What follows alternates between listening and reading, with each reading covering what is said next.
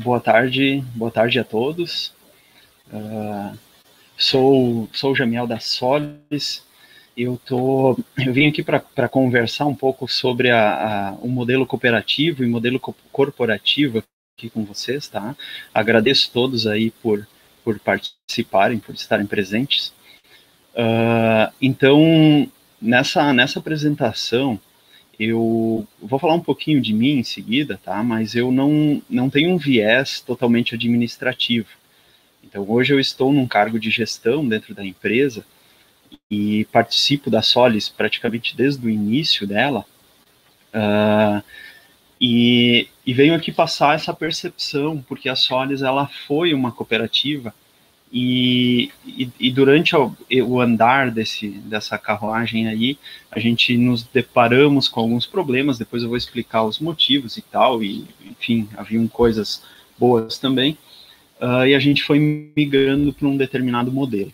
Então também, além de falar deste modelo cooperativo e corporativo, eu vou falar um pouquinho das fases que a Solis teve nesses 17 anos de trabalho. Por quê? Porque a minha intenção, pelo menos, é passar essa experiência como alguém que veio do técnico, né? Pessoas que vieram, pessoas muito técnicas e foram se adaptando e criando essa habilidade de gerir e de montar um negócio. Então, a minha intenção aqui é poder passar para vocês isso e daqui a pouco atalhar alguns caminhos ou até ver alguma percepção de vocês, o que vocês também veem sobre isso, né? Alguma coisa que instigue essa nossa discussão aqui sobre esses modelos, tá? Então vamos passando um pouquinho. O que eu vou falar agora? Eu vou falar um pouco do histórico profissional, em seguida eu vou falar da Solis, né, como a Solis foi criada, a evolução, então, que foram essas fases, né, o que a gente passou lá no início, né, o que a gente conseguiu ter de maturidade, seja na parte de negócio, seja na parte de organização interna, etc. Depois eu vou falar um pouquinho dos modelos de cooperativas. Até na palestra anterior, Mad Dog colocou algo aí numa das perguntas sobre cooperativas. É um modelo, sim, que pode ser usado, mas o que eu vou falar aqui não é no intuito de dizer que cooperativas não funcionam, mas nesse momento ela não funcionou para a Solis, né? Vocês vão ver alguns motivos para isso. Mas sim, elas funcionam, elas podem ser usadas, está aí um modelo, mas o modelo ele precisa aderir, né? Ele tem que ser 100% cooperativo, né? Para ele conseguir funcionar. E até essa questão me chamou a atenção que o Mad Dog colocou numa dessas empresas que acabaram falindo, né? Ou acabou se desfazendo da empresa e os próprios funcionários montaram uma cooperativa e compraram um negócio para tocar. Então isso também é um dos motivos de surgimento de cooperativa, né? Juntar essa força de trabalho e aí tocar um negócio. Vou comentar um pouquinho do organograma da Solis, tanto ele como cooperativa como pós-cooperativa, porque permaneceu praticamente o mesmo modelo. Os desafios que a gente enfrentou como uma cooperativa e como foi essa conversão para uma empresa limitada. Tá? E aí fazer um encerramento, um fechamento, a gente pode entrar em algumas perguntas, e também se alguém quiser já interagindo aqui durante a apresentação sobre um determinado ponto, um assunto, nós podemos entrar em alguns pontos. Tá?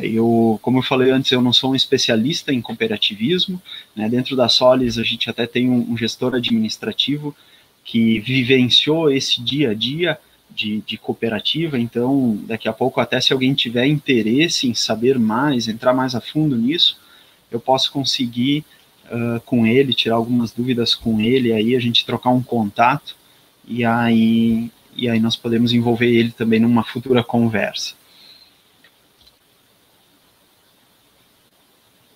Bom, meu nome, então, é Jamiel, né? E também o contato, jamiel@solis.com.br. Como eu falei antes, depois alguém quiser entrar em contato para evoluir algum tipo de assunto, a gente também pode fazer essa evolução. Estamos aí abertos. A minha intenção aqui também no decorrer dessa conversa, dessa palestra, enfim, é ser o mais possível, né, o mais verdadeiro possível no que a Solis acabou evoluindo, né, como negócio. Então eu vou trazer muitas coisas aqui que realmente aconteceram e a gente tem um princípio que é jogo aberto, então a gente não esconde nada das pessoas, a gente gosta realmente de trocar essa experiência, de colocar, porque essa nossa experiência pode evoluir alguma habilidade de alguém, ou tornar mais rápido esse crescimento de alguém, ou atalhar algum caminho, enfim. Tá? Bom, mas a minha experiência não profissional, ela começou aí por volta de 95, onde eu tive meu primeiro computador e comecei a mexer, e aí que eu comecei era numa cidadezinha muito pequena, aí de 4 mil habitantes, não tinha acesso à internet na época, nada, e nem acesso a muita informação.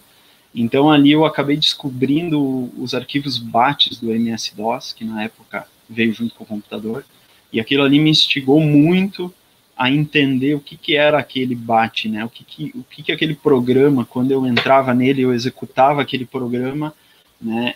Aquilo ali acontecia. E aí eu via que mexendo algumas linhas daquilo ali, eu mudava o sistema, eu conseguia fazer meu próprio sistema. Então, o meu start em programação, em TI, foi justamente olhando para esses arquivos BAT, e fuçando ali dentro, e aí isso me instigou muito a querer trabalhar nessa área. Tá? Então, a partir disso, eu fiz uma graduação em engenharia da computação, então por isso que eu comentei com vocês, minha formação foi muito técnica, tá? Então, tanto na parte de redes aí que eu estudei, e a parte de desenvolvimento de sistemas, mas eu preferi focar em desenvolvimento de sistemas.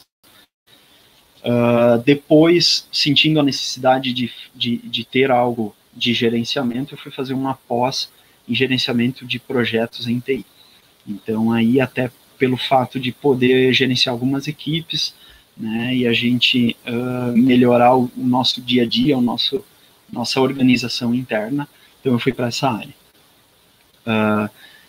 Desde 2002, dentro da área de TI, o que eu participei ali dentro? Eu já fiz atendimento ao usuário, fiz desenvolvimento de sistema, análise de produto, então criar um produto novo, né?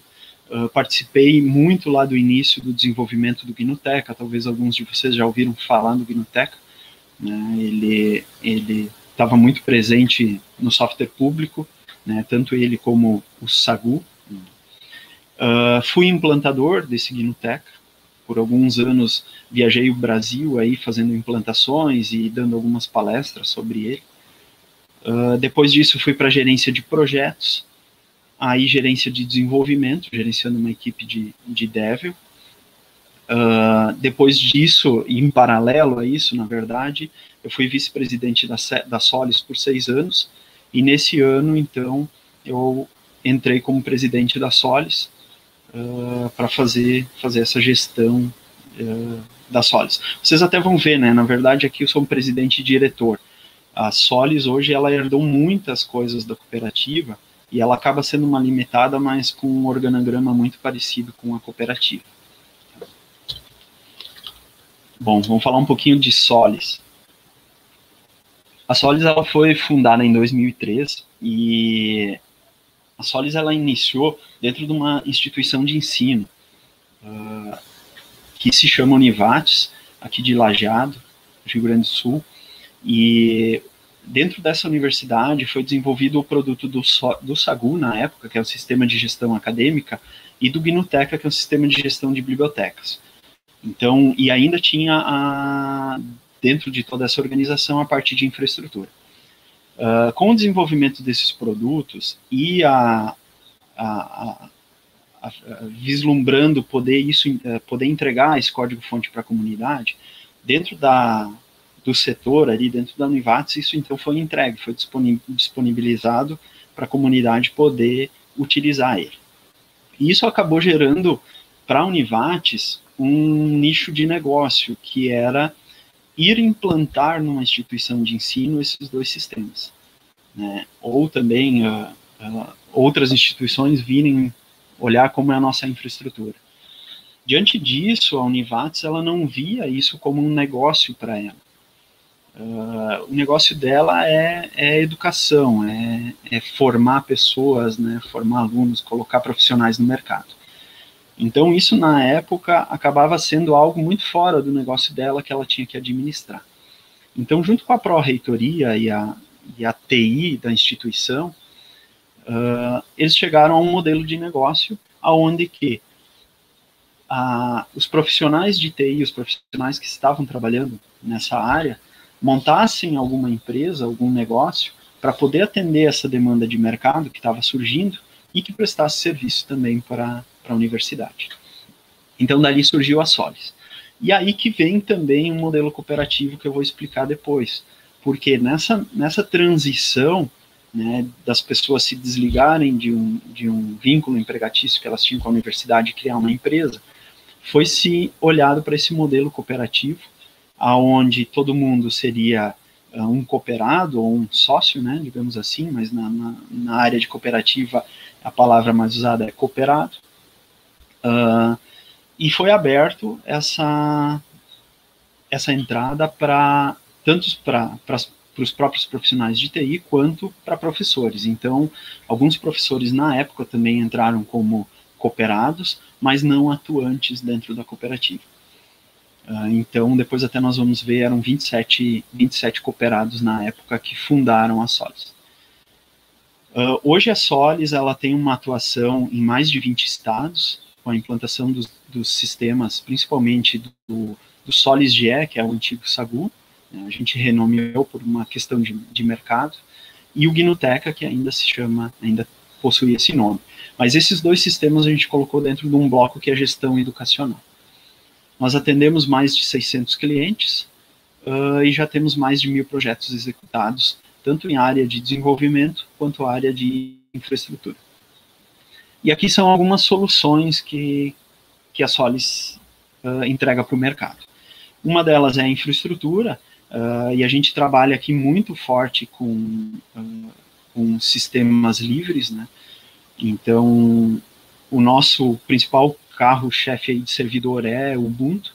A gente trabalha muito forte ali com o Ubuntu, mas também tem outras distribuições que a gente utiliza. E implanta servidores de e-mail, né, firewall, etc. Presta serviço de venda de horas aí de profissionais de infraestrutura para fazer esses atendimentos. Temos também uma área nova agora, que é gestão de projetos dentro da Solis, gestão de processos, que é o quê? É um software que a gente, com o tempo, verificou que no mercado nós temos grandes RPs que atendem uma instituição, né, que administram uma empresa, né, que ajudam a coletar informação e distribuir, e só que nós notávamos que existiam vários gaps aí para poder entrar com desenvolvimentos de softwares, né, para atender nichos específicos que o RP não consegue atender. Então, nós criamos um sistema que se chama Central de Serviços, onde a gente configura um determinado serviço e cria um fluxo junto com ele. E por baixo a gente utiliza o Redmine. Eu acho que também muitos de vocês já ouviram falar do Redmine. Ele usa toda a estrutura do Redmine com algumas interfaces um pouco mais usuais e mais com controle maior de permissões.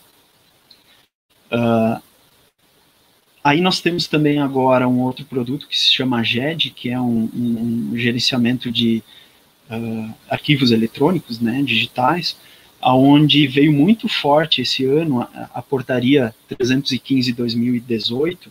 Na verdade, ela já vem desde 2018, mas agora aplicada esse ano como uma lei e obrigatoriedade para instituições de ensino, para hospitais e também agora para seguradoras. Então, o sistema, ele digitaliza todos os documentos que hoje eles não são natos digitais e controla esses arquivos, então, como digitais, e também faz o processo de ter um arquivo nato digital e armazenar ele ao longo do tempo, inclusive fazendo, né, tendo a possibilidade de funcionalidades de assinatura digital, enfim. E agora também nós estamos criando e entrando com um produto de LGPD.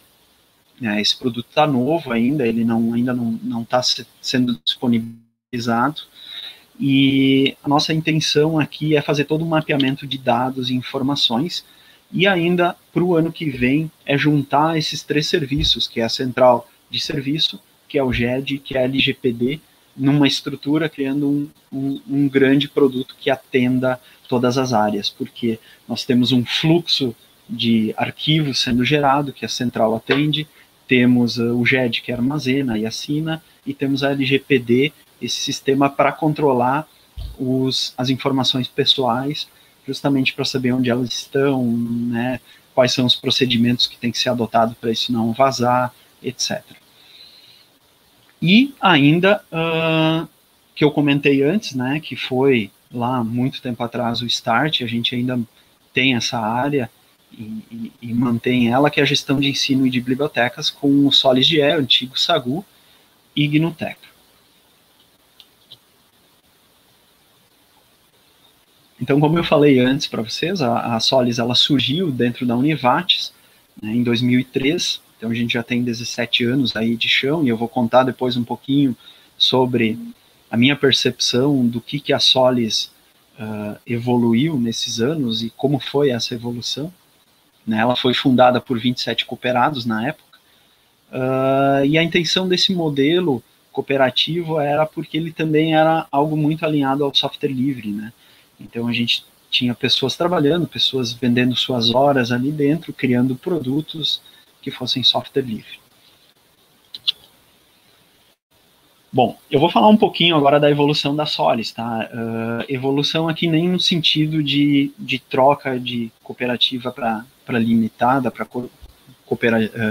modelo corporativo, mas sim como as fases que eu enxergo da Solis ao longo desse tempo. Tá? E isso aqui, ela mudou um pouco o seu comportamento, a sua visão em algumas fases, e eu acho isso extremamente normal dentro das empresas, porque quando tu cria uma empresa, tu tem um determinado ideal e tu vai construir alguma coisa. E aí quando tu põe aquilo em prática, tu começa a ver para que lado tu precisa ir e o que tu precisa ajustar dentro desse modelo.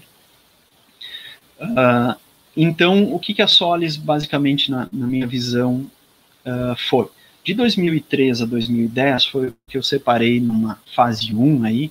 Claro que existiam muitas melhorias aí internamente, mas a gente fazia o seguinte, nós vendíamos basicamente horas, né, tanto horas de infraestrutura, como horas de, seja implantação de produto, de treinamentos, etc. Então era muito alinhado à venda de horas. E isso, pegando um gancho, também se alinha muito à cooperativa de trabalho, porque tu tendo uma cooperativa de trabalho, tu vai ter pessoas que estão ali para vender as suas horas, né? E até a gente sempre falava, quando nós éramos cooperativas, nosso principal objetivo é poder vender horas, né? É fazer com que as pessoas que estejam aqui tenham suas horas vendidas e recebam ao final do mês a distribuição de lucros da cooperativa e também no final do ano, né? A divisão de sobras, na verdade. Então, o que acabava acontecendo? Nós tínhamos uma época de difícil fidelização de clientes, né, e continuidade dos trabalhos dentro de um cliente. Falando assim, a grosso modo, um suporte. Por exemplo, qual era a realidade? Eu vendia um determinado treinamento, eu ia até a instituição, implantava o software, fazia aquele treinamento, voltava para a Solis, e a partir dali não existia mais uma relação tão forte de contato com esse cliente, né? Até o contato existia, mas não existia um suporte. E na grande maioria, os clientes buscavam isso na época. Eles vinham buscar a implantação, né? E eles queriam ter aquele modelo de processo dentro da instituição de ensino. E depois eles gostariam de continuar o desenvolvimento interno, o suporte interno e assim por diante. Só que aqui a gente começa a perceber que é muito mais custoso tu adquirir um cliente ou tu conseguir um cliente, né? Tem todo o processo de passar por um funil aí de vendas, que é chegar até ele, conquistar ele, apresentar os softwares para ele, então fazer toda essa proximidade e até executar a venda do que manter um cliente. Uma vez que eu consigo fazer todo esse trâmite, trazer o cliente para dentro da minha empresa, manter ele é muito mais fácil e menos custoso do ter que ir para o mercado adquirir um novo cliente. Então, isso nos fez pensar muito, né, nessa questão de não ter uma fidelização lá no início e buscar isso e fazer essa alteração de tentar fidelizar mais os clientes, tentar conseguir um suporte, enfim. Nós tínhamos também aqui uma criação de muitos produtos em software livre. A Solis, ela colaborou bastante aqui com o movimento de software livre também, disponibilizando o código-fonte desses produtos, que eram o Miolo, que foi um dos primeiros frameworks em PHP, né, que se teve lá em 99, mais ou menos, 2000, começou a se falar do Miolo. Foi feito, então, o Sagu, que é o novo SolidGE, o GNU-Teca, em cima do framework Miolo, e assim por diante começaram a se criar dentro desse ambiente, desse universo, N outros produtos, como o Agatha, que era um gerador de relatórios, como o Tulip. O Tulip era uma IDE de programação, o Fermi, entre muitos outros, que aqui eu talvez nem lembre de todos os outros, precisaria fazer um resgate aqui de produtos que nós tínhamos. Então aqui era algo do momento, era algo importante para a Solis naquele momento ter isso, mas com o tempo nós descobrimos que faltava um determinado foco, né? A gente estava fazendo muita coisa, mas sem um foco específico. A gente desenvolvia sistemas ou criava novos produtos, colocava no mercado, mas também foi um momento de descoberta da Solis. Ela precisava disso para descobrir para onde ela ia, né? O que ela queria ser, né? O que aqueles profissionais que estavam ali tinham de conhecimento, ou o que eles precisariam adquirir de conhecimento para ser especializado em alguma coisa.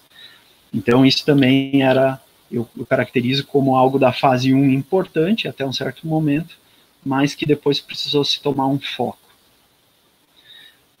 Então aqui, como eu falei, aqui que foi um pico aí de contribuição, todos esses softwares que a gente desenvolveu sempre tiveram o código-fonte disponível, né, para a comunidade.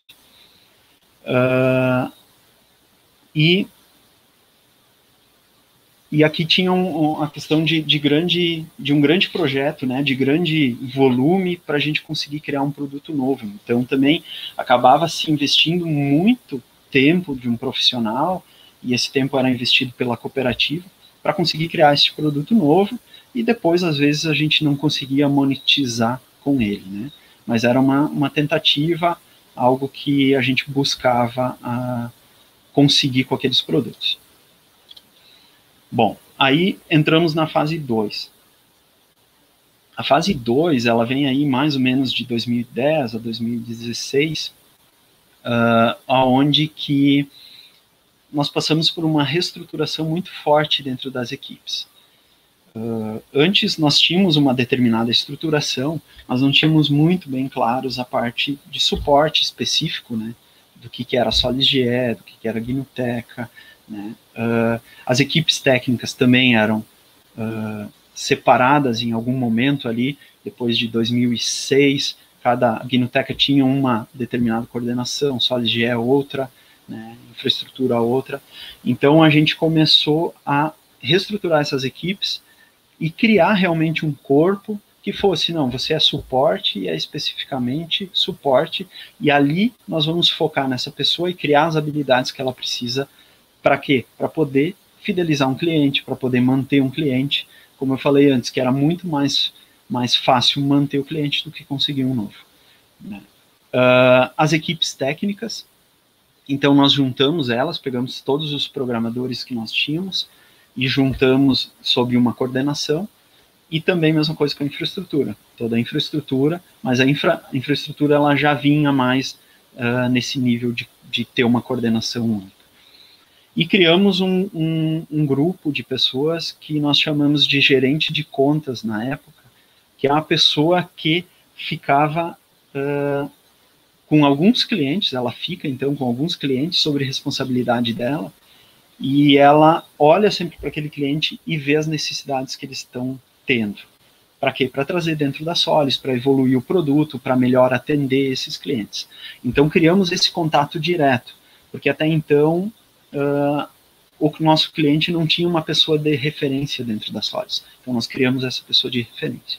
Então, isso também nos ajudou muito a nos aproximarmos com o cliente. Ter essa pessoa e essa pessoa ter disponibilidade para estar com ele e atender a melhor necessidade dele. Porque a gente sabe, cada cliente, né, e ainda mais falando em gestão acadêmica, que se falar de Gnutec, o Gnutec ele é um produto muito padrão, então ele se adequa muito fácil a uma instituição.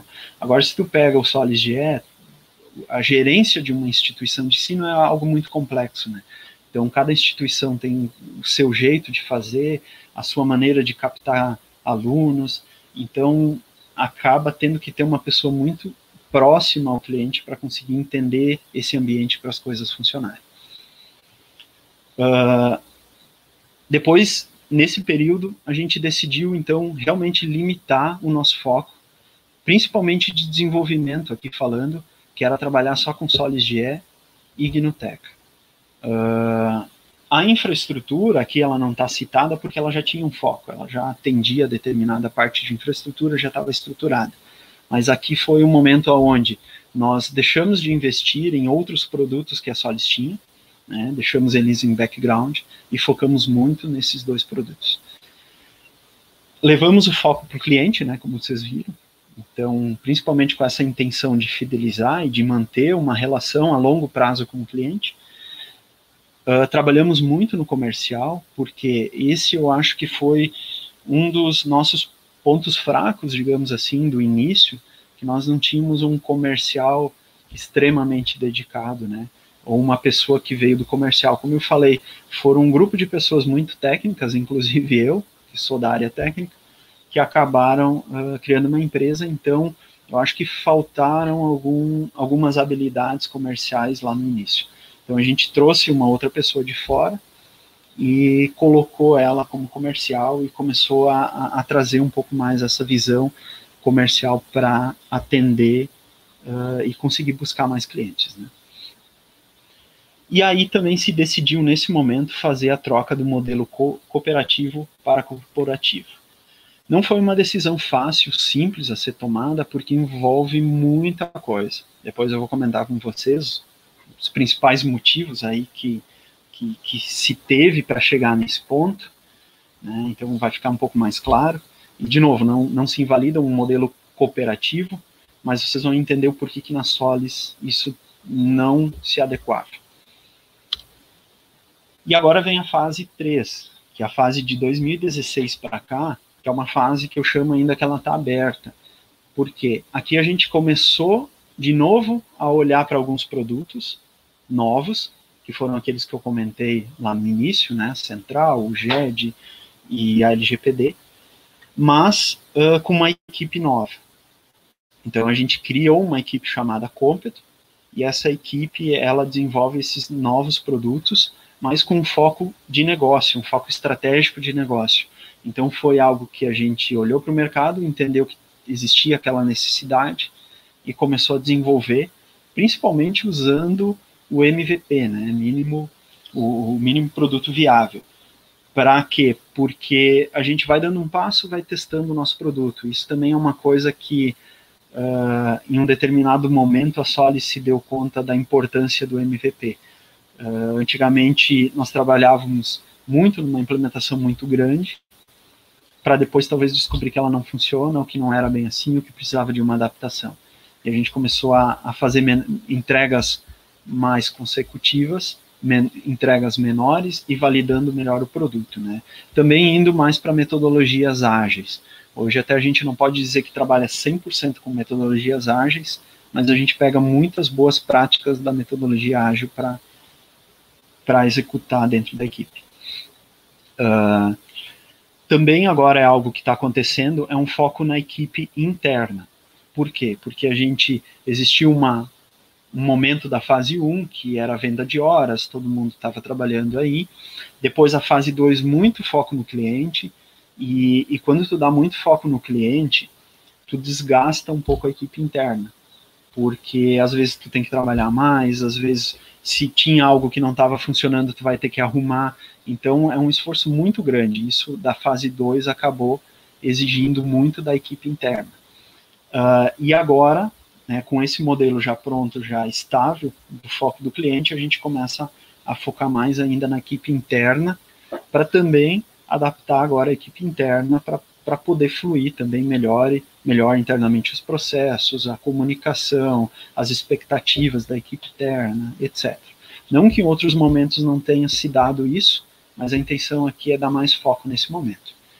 E aí eu coloco 3 pontinhos aí, porque como essa fase ainda ela é aberta, mais coisas vão surgir. Né? Até porque agora nós olhando para trás, a gente consegue identificar cada uma das fases bem certinhas, como foi. Essa aqui ainda está aberta, em algum momento ela se fecha e começa um novo ciclo, e aí vão existir fase 4, 5, 6, que é aquilo que eu comentei, a gente, enfim, quem está pensando em empreender e ter empresa sempre vai ser uma constante evolução. Tu vai fazendo coisas e aí tu vai encontrando melhorias e coisas que tu não via antes tu passa a ver e aí tu começa a incorporar e sempre ir ajustando. Tá? Eu vou falar agora um pouco sobre um modelo de cooperativa, tá? Mas eu não vou entrar muito a fundo nisso porque eu não sou um conhecedor profundo nisso, sobre cooperativas, mas participei de uma até então algumas coisas eu entendo assim. Eu deixei alguns links aqui para vocês poderem entrar, se alguém quer saber mais sobre cooperativas, tem a OCB, né? Tem a Sescop também, que é uma escola de cooperativismo, inclusive a gente fez muitos cursos na época de cooperativa lá, então eles têm essa escola e eles dão um apoio muito forte para as cooperativas. E ali dentro do site da OCB também tem os ramos das cooperativas, né? Quais são os principais ramos que se tem, que é o agropecuário, cooperativas de crédito, de transporte, de saúde, de consumo e de trabalho, produção de bens e serviços. Tá? Esse é o novo nome para a cooperativa de trabalho, para a antiga cooperativa de trabalho. Porque a cooperativa de trabalho, ela passou por algumas mudanças ao longo do tempo. As outras cooperativas, dentro de uma cooperativa de trabalho, eu enxergava essas outras cooperativas como umas cooperativas mais estáveis, né? Por exemplo, se pegar a cooperativa de saúde, tu vê grandes cooperativas aí, né? Por exemplo, a Unimed. Então, são cooperativas que já funcionam nesse modelo, funciona muito bem, eles têm muita força nesse ramo, né, e a cooperativa de trabalho estava meio solta ali. Não existia uma força maior que conseguisse auxiliar. E principalmente, depois eu vou comentar, nesse meio acabava surgindo muita Coopergato, que prejudicava muito as pessoas que queriam fazer as coisas certas. Então isso gerou muito turbulência numa determinada época aí. Tá? E aí vem esse novo ramo, que é trabalho, produção de bens e serviços, que agrega N outras coisas aí dentro, para tentar tornar a cooperativa de trabalho um ramo mais forte. Então, dentro do modelo da Solis, ela estava enquadrada com cooperativa de trabalho, e dentro desse modelo da cooperativa de trabalho, desde o início, a gente vinha moldando como levar benefícios para os cooperados. Então, por exemplo, um deles, que a lei não exigia na época, mas a gente já tinha uma política de férias. Então, começamos com 2 semanas por ano, depois 3 semanas por ano de férias para os cooperados remunerada. Né? Distribuição de sobras, enfim, a gente tinha criado várias políticas para isso, incentivos à educação, incentivos à compra de maquinário, de notebook, de hardware que precisava. Então, nós tínhamos N serviços que o que depois a nova lei, que eu vou falar em seguida, ela veio e começou a exigir determinadas coisas. Né? Por quê? Porque quem não fazia certo, ou para quem daqui a pouco tinha a maldade de criar uma cooperativa de trabalho para cooperar pessoas, mas cooperar entre aspas, acabava explorando, né? Então, não era o intuito da Solis. A Solis tinha o intuito realmente de... achava muito importante, por exemplo, férias. Era algo que a gente até hoje, como limitada, também dá férias para os sócios. E a gente sempre notou que isso precisa, né? Tu precisa tirar um descanso, tu precisa sair um pouco do mundo aí para descansar e, inclusive, né, ser férias remuneradas, né? Senão as pessoas nunca tiram essas férias, se for por conta. O que tinha de benefício com a cooperativa? Assim, para a Solis agora, eu falando como Solis, existiam alguns benefícios fiscais, né? Alguns impostos pagava menos. Mas, se tu for olhar e realmente tiver uma cooperativa de trabalho, claro, existem outros benefícios, até como o MedDoc citou na palestra anterior, de que tu reúne pessoas para um determinado fim, né? Essas pessoas, elas vendem suas horas, elas ganham os lucros, né? Então, é todo mundo como se fosse um sócio, que na verdade se chama cooperado, né? Opa, aqui. Falando um pouco da estruturação da Solis, então, como cooperativa, e ela funciona num modelo praticamente idêntico na limitada. Nós temos uma Assembleia Geral, né? A Assembleia Geral ela é composta por todos os cooperados, e dentro, abaixo de todos os cooperados, é eleito um conselho administrativo. Esse conselho administrativo ele vai tomar decisões administrativas referente à administração, enfim, contabilidade, financeiro, diariamente, né? E vai orientar os executivos, no nosso caso aqui são coordenadores de setor. E existe entre esses dois o Conselho Fiscal, que também é composto por sócios, onde eles fiscalizam o que o Conselho está fazendo ou o que os sócios estão fazendo. E aqui também tem um papel de auditoria externa, para verificar se as coisas estão realmente sendo feitas da maneira correta. Não é obrigatória uma auditoria externa, pelo menos não era até o momento, só que depois que nós contratamos uma, nós começamos a avaliar alguns riscos maiores que nós estávamos correndo na época por ser uma cooperativa. E só falando desse organograma, hoje a gente tem a Assembleia Geral, que na verdade são os sócios hoje em dia dentro da limitada, que praticamente são todos os sócios que eram antes cooperados. Temos o Conselho Administrativo, tem Conselho Fiscal dentro da empresa, e abaixo do Conselho Administrativo tem os coordenadores de setores. Tá. Agora eu vou falar um pouquinho dos desafios que a gente enfrentou como uma cooperativa. Tá? O principal deles, que gera um determinado transtorno para a cooperativa, é a contratação de CLT. Tá? Vamos dizer, se eu sou uma cooperativa de trabalho na área de TI, eu não posso contratar uma pessoa como CLT para trabalhar na área FI. Tá? Na verdade, até pode, só que aí tu tem que começar a separar na contabilidade o que é ato cooperado e do que não é ato cooperado. Porque se tu tem um caso desses, tu paga mais imposto. Né? E se tu não separar, tu corre um risco aí de um passivo. Então, nas nossas contratações, nós tínhamos muito problema que as pessoas elas queriam ser CLTs. Dificilmente nós encontrávamos alguém que queria ser cooperado. Então, a gente contratava como CLT e aí começava toda uma administração lá dentro da contabilidade para separar as horas que aquela pessoa prestava, ela tem que ser considerada como um ato não cooperado e pagar determinados impostos. As horas que eu prestava, por exemplo, como cooperado, ela é um ato cooperado e não paga determinados impostos.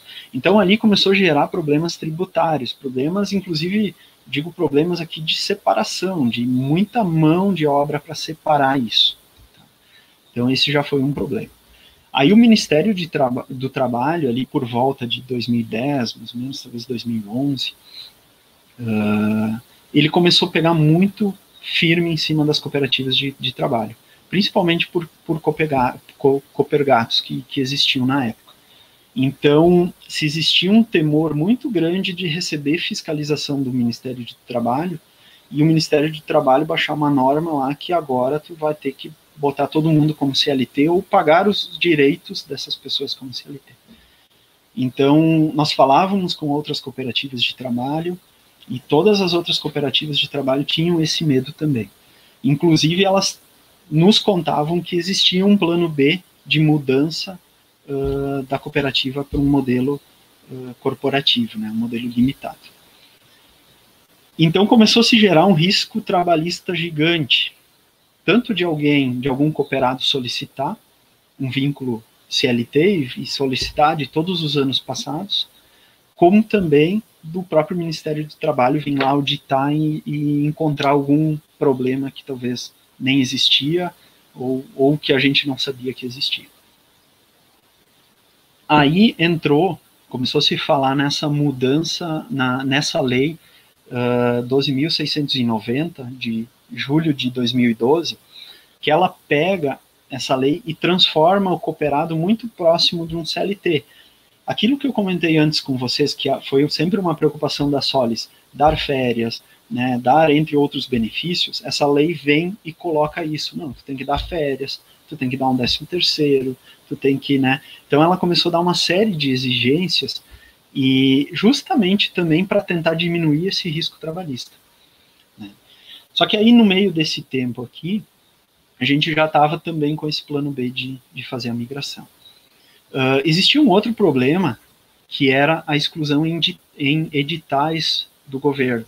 Às vezes nós recebíamos um edital excluindo as cooperativas de participação. Isso não era legal, não era possível fazer, ainda hoje não pode ser feito isso, só que aí gerava todo um transtorno onde nós tínhamos que impugnar o edital, né, a Solis precisava impugnar o edital para retirar isso, para a gente poder participar. Então ali tu já cria um conflito com o teu cliente, né, ou com o teu futuro cliente. Eu já impugno um edital dele para que eu possa participar. Então não era legal o edital estar assim, né, só existia esse direito, mas tu já te sente mal fazendo algo assim, né, tentando ir para cima de um edital. E aí tem um outro ponto que foi o decisivo para que a gente virasse, foi que nós passávamos mais tempo cuidando das questões legais do que pensando no próprio negócio da Solis. Então, em vez de a gente dedicar esse tempo com planejamento estratégico, com planejamento de produto e tal, estávamos muito preocupados com as questões legais da cooperativa.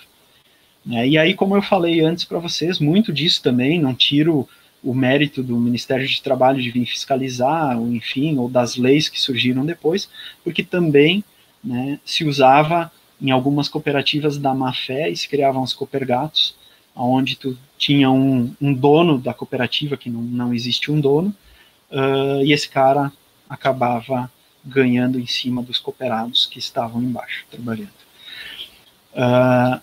Então, devido a todos esses problemas, a gente resolveu fazer essa conversão, não foi uma decisão muito fácil, muito rápida.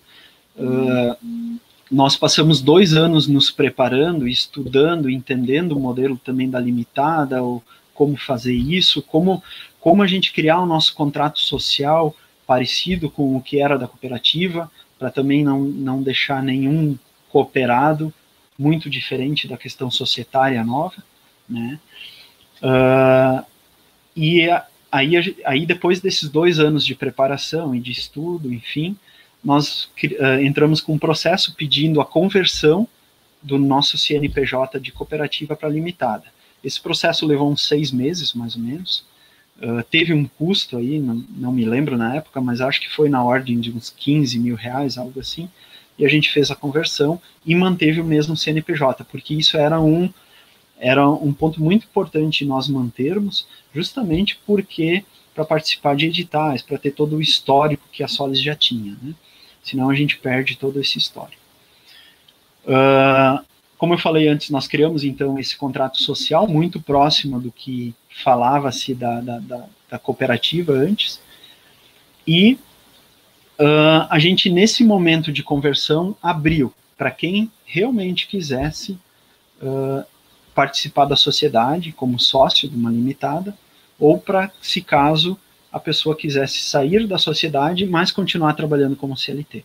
Então, teve uns 2 ou 3 casos de nossos cooperados que optaram em não continuar mais como sócio da instituição, mas não eram por motivo de troca de cooperativa para limitada, mas sim por um motivo deles se sentirem melhor como CLT do que como sócios. Então, hoje a Solis ela é composta por 13 sócios dentro da limitada, né? Então, ela é uma empresa com bastante sócios e justamente isso vem da característica dela ter sido uma cooperativa, né? Ela buscou, ela sempre teve muitas pessoas como cooperados ou como sócio. Bom, aqui eu vou fazer um breve fechamento e eu queria de novo deixar aqui essa pergunta no ar. Devo desconsiderar o modelo de cooperativa de trabalho, ou na verdade o novo modelo? Na verdade não, tá? Eu acho que ele é um modelo, ele tem que ser estudado, mas ele tem que ser aplicado para realmente o devido fim da cooperativa de trabalho. Então, tem coisas que dentro da cooperativa de trabalho tu não vai poder fazer ou vai ser muito difícil fazer. O que nós enfrentamos na Solis foi algumas forças externas, por exemplo, pessoas querendo trabalhar como CLT e não querendo trabalhar como cooperado. Então, nós perdíamos mão de obra qualificada quando a gente precisava. Então, ela começou a ganhar um corpo muito mais parecido como uma limitada. Então, todos esses esforços, esses problemas que a gente tinha, é porque a gente se parecia muito mais como uma limitada do que uma cooperativa. E isso foi no andar da carruagem, a gente foi descobrindo e foi enfrentando esses problemas até decidir fazer a troca de trabalho. Agora, como citado na palestra anterior, né? Aquele caso, realmente eu vou ser uma cooperativa de trabalho, todo mundo que trabalha na área fim vai ser um cooperado, né? Está disposto a ser um cooperado, não existe problema de eu ter vamos dizer, um CLT, uma pessoa contratada num modelo de carteira de trabalho, trabalhando na administração, na contabilidade, enfim, desde que não seja na área fim. Então, quando começa a colocar na área fim, tu começa a gerar outros problemas.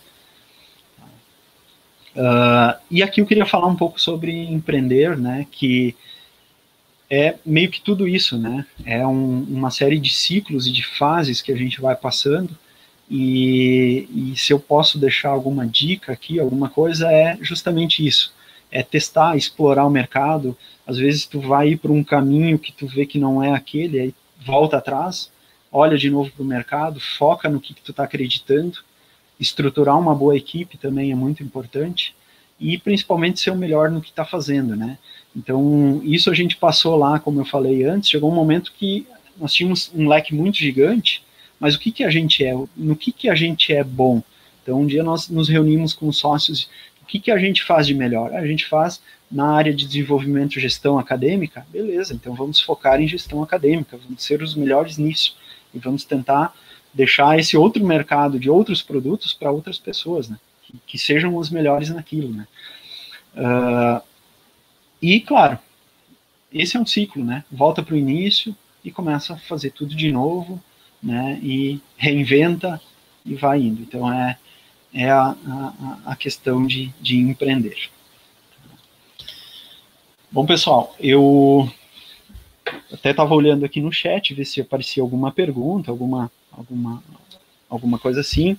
Vi aí que a Suzy postou algo, o César também. César foi uma pessoa aí que de longa data já que eu relaciono profissionalmente. Cara muito querido aí na comunidade, principalmente. Tá? Mas se alguém tiver alguma pergunta, por favor, pode postar, pode colocar aí. Eu agradeço a oportunidade de estar aqui falando e trazendo um pouco dessa minha experiência. Agradeço todo mundo aí pela participação.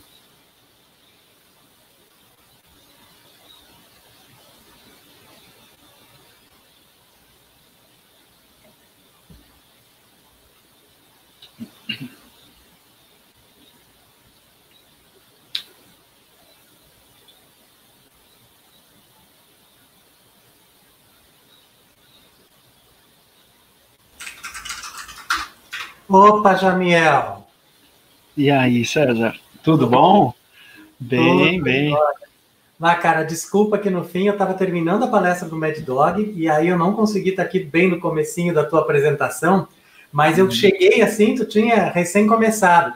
E aí, poxa, eu achei, primeiro, claro, né? Trouxe uma série de lembranças. Esse tá com esse teu fundo aí também, tá lindo, né?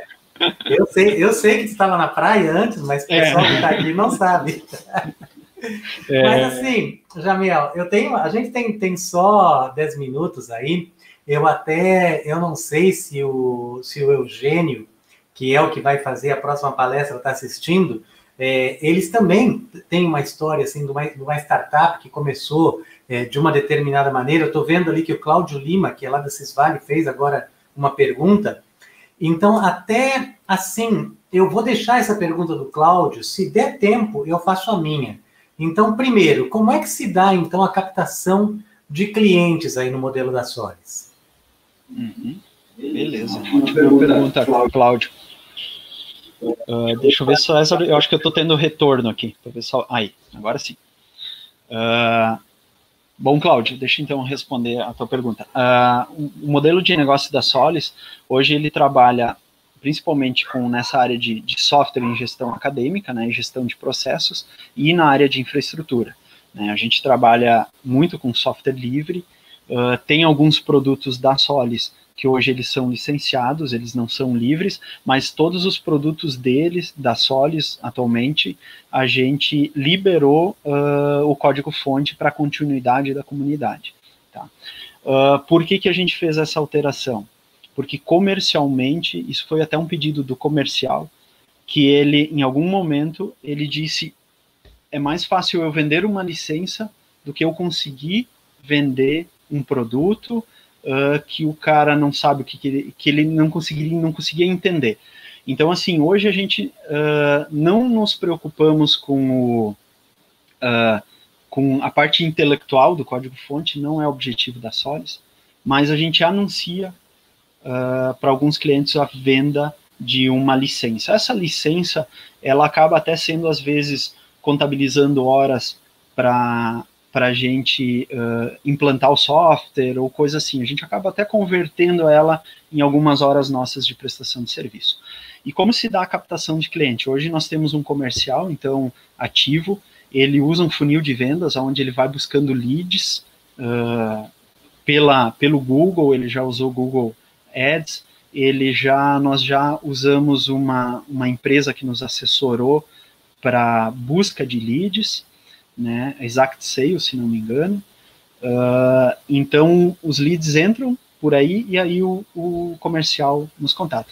Mas também tem muito cliente ou futuro cliente que chega até a Solis por o histórico todo da Solis, ou por indicação, ou por já ter conhecido em algum momento o nosso produto. Então, vem muito daí. Valeu, Jamiel. Ele perguntou também, tá me ouvindo? Tá. Ele perguntou também se a Solis trabalha com instituições públicas ou privadas. Sim, né? Sim, nós trabalhamos com as duas linhas, públicas e privadas. Tá? Nós temos de pública, por exemplo, tem um caso grande já de muito tempo, que é o ERGS, aqui no Rio Grande do Sul, a gente atende eles, e assim como nós atendemos instituições privadas aí pelo Brasil, o nosso software atende as duas instituições. Jamiel, dá tempo ainda, eu vou te fazer a pergunta que eu queria fazer. Tu participou de toda a história da Solis e tu ainda pegou, assim, bem aquele momento, assim, quer dizer, tu foi estagiário também da Univates, né? Peraí um segundinho. Tu foi estagiário ali da Univates. E, assim, uma coisa que eu queria te perguntar, que na verdade é um conflito que eu mesmo tenho também, e em seguida vai ter a palestra do Eugênio, eu acho que isso vai acabar aparecendo também. Eu acho que a gente vivia muito naquele momento, ali 1999, 2000, um sonho de que, não sei se utópico ou não, mas de que a gente conseguiria impor e viver um modelo de liberdade total de conhecimento, liberar absolutamente tudo, Com isso, ainda assim, ter essa questão que foi o que o Mad Dog falou, aquele modelo de cooperativismo ideal, onde todo mundo contribuísse com tudo e todo mundo recebesse de volta tudo aquilo com que contribuiu, não só para a empresa, mas também para a comunidade.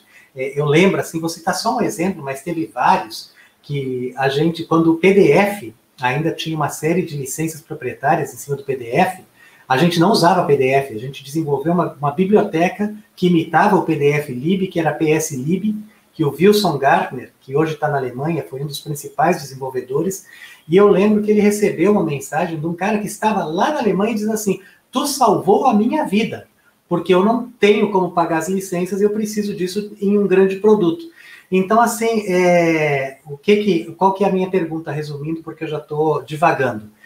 Entre essa questão, assim, de viver um sonho utópico e ir para esse lado, assim, onde, de repente, a gente é forçado por modelos, como tu falou, essa questão de CLT, de próprias licitações de não poder participar porque é cooperativa, o quanto que isso...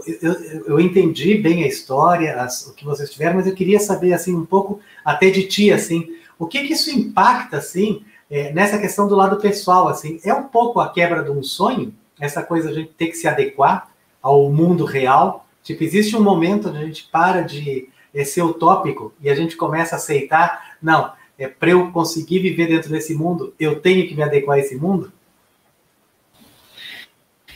Exato, César. E falando pessoalmente, né, o meu sentimento realmente é frustrante às vezes, porque tu sonha algo e tu quer levar aquela ideologia ou aquilo tudo adiante e tu começa a ver que tu vai ter que te adaptar, né? E no fim eu acho que na vida tudo é um pouco de se adaptar a algumas coisas, né? Alguns modelos. Até o Mad Dog citou, né? No Brasil também às vezes é muito difícil de criar uma empresa aqui, né? Também questões tributárias, enfim, N outras coisas que tu tem que te adaptar. Então é todo um ambiente externo também impactando em ti. Claro que essas questões, eu trazia muito isso. Quando alguém usava um software meu, eu na época fiz o Conal, que era um software financeiro pessoal, também liberei como software livre, eu olhar para lá e ver que tinha 5.000 pessoas usando, nossa, aquilo ali, não estava ganhando nada de dinheiro, mas vendo aquilo ali funcionar, era muito gratificante para mim. Então também, ao longo desse tempo, alguns desses sonhos foram, digamos, sendo espremidos para se adaptar também a um determinado modelo de negócio, para poder fazer a empresa rodar, porque também, em certa maneira, a gente tem que nos preocupar com as pessoas que também estão com a gente aí trabalhando no dia a dia, nós temos que colocar dinheiro também na mão dessas pessoas, né? A roda tem que girar. E aí, que nem eu te falei, também ela não tem essa preocupação de esconder código-fonte, muito pelo contrário, o código-fonte está ali, a gente instala, deixa aberto no cliente, e às vezes é uma questão de um modelo de negócio que fica mais fácil de vender, né? Às vezes é algumas adaptações que a gente tem que fazer em determinados casos para conseguir conquistar algum outro tipo de sonho. Mas realmente, às vezes, nessa vida toda, tem algumas questões que nos frustram, assim, né? De não conseguir colocar. Por isso que nós levamos também 2 anos para decidir a troca do modelo cooperativo para... Nós precisamos nos convencer que aquilo ali realmente tinha que ser feito, porque era um sonho, era desde o início, todo mundo era cooperado, aquilo ali, foi se montado aquilo, e aí de uma hora para outra nós vamos mudar, e qual é o impacto disso tudo, e o que as pessoas, né, internas e externas vão estar olhando para nós, então várias variáveis que impactam nesse ambiente. Mas uma coisa assim que certamente eu parabenizo vocês é que vocês mesmos tendo ido para esse esquema de limitada, vocês acabaram levando para dentro desse ambiente corporativo mais tradicional muito do espírito do que era a cooperativa, tipo de trabalhar com uma estrutura flat, de existir assim essa questão de uma divisão das sobras para todo mundo. E vocês chegaram a ser reconhecidos como uma das melhores empresas para trabalhar, né? Isso, teve agora eu não lembro determinado ano ali, se foi 2017, 2018, nesses anos aí, a gente teve esse reconhecimento, sim, de uma das melhores empresas de trabalhar, inclusive, César, nessa questão de distribuição, nós fizemos também junto com os CLTs, né? A gente pega uma determinada sobra da empresa e redivide junto com os CLTs, justamente para também ter esse empenho de todo mundo, do esforço que todo mundo trabalhou, ser representado ali. Porque às vezes é uma opção tua, né? Eu não quero ser sócio, eu quero trabalhar com carteira, enfim, eu fui criado assim, as pessoas me disseram que eu gosto assim, eu gosto dessa segurança, enfim, cada um tem a sua posição e não está certo nem errado, né? Então também foi a maneira que nós encontramos para que elas sejam beneficiadas disso também, ter essa distribuição junto. Isso é fato. Eu lembro que até em 2003, quando a Solis foi criada, que tinha gente que preferiu continuar na Univates em vez de se tornar um cooperado, né? Isso mesmo. E acontece, e ao longo da história da Solis também começou a acontecer isso. Teve pessoas que desistiram e foram para a CLT, então tem, né? Mas são preferências, né? O que tu está disposto ao teu desafio. A Suzy comentou. É isso aí. Talvez, né? A Suzy comentou, talvez o mercado ainda não esteja preparado para isso, né? Então, pois é. Enfim. Eu sinto assim, te ouvir falar assim para mim assim foi muito bom, porque eu concordo com a Suzy. Beijo para a Suzy.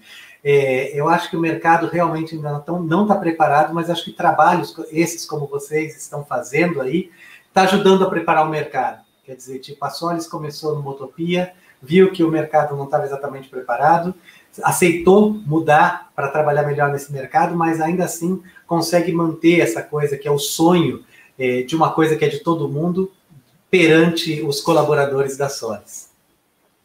Jamiel, eu queria te agradecer muito, muito obrigado mesmo. Por favor, eu peço para que tu estejas aqui no final, se tu puderes, para a gente bater mais um pouco de papo contigo aí no painel com todo mundo, tá? Agora vai entrar o Eugênio aqui, então, brigadão mesmo, de coração. E já peço para o nosso amigo Diego, que está aqui ajudando muito aqui no background, para trazer o Eugênio aqui para nós. Então tá, obrigado, César. Até mais. Valeu mesmo.